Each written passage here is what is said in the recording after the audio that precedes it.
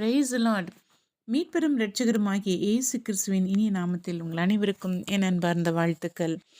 இன்றைய வேத வசனம் 2 ராஜாக்கள் புத்தகம் 4ஆம் அதிகாரம் 17ஆம் வசனம். நீங்கள் காற்றையும் காண மாட்டீர்கள், மழையையும் காண மாட்டீர்கள். ஆனாலும் நீங்களும் உங்கள் ஆடு மாடுகளும் உங்கள் மிருக ஜீவன்களும் குடிக்கும்படிக்கு இந்த பள்ளத்தாக்கு தண்ணீரால் நிரப்பப்படும் என்று கர்த்தர் சொல்கிறார். அல்லேலூயா.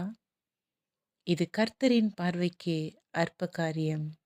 ஆமன் அன்பார்ந்தவர்களே, கர்த்தர் நினைத்தால், அவர் நினைத்தாலே நமக்கு ஆசீர்வாதம்.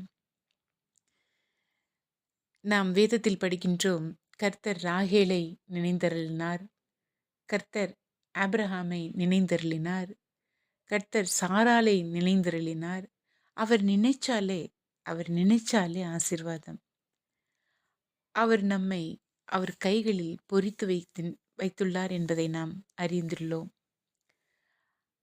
எது சாத்தியமில்லையோ, அசாத்தியமான இடத்தில் அவர் சாத்தியப்படுத்துகிற தேவன். அந்த நம்பிக்கை நம்மில் இருந்தால், அந்த விசுவாசம் நம்மில் அதிகரித்தால், நாம் ஜெபம் பண்ணும் பொழுதே கேட்க மாட்டோம். கேட்டுக்கொண்ட அனைத்தையும் விசுவாசத்தினால் பெற்றுக்கொண்டோம் என்று அவரிடத்தில் நாம் நன்றி கூறுவோம். நம்முடைய ஜெப வழிமுறைகளை மாற்ற வேண்டும். எம்மட்டுமாய் நாம் கேட்டுக்கொண்டே இருப்போம். அவர் சொல்கிறார், விசுவாசத்தினால் நீதிமான் பிழைப்பான்.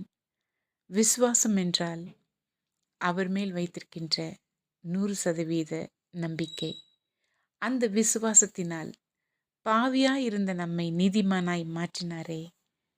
நாம் பிழைப்போம் என்றால் அவரிடத்தில் விசுவாசம் வைப்போம். அல்லேலூயா.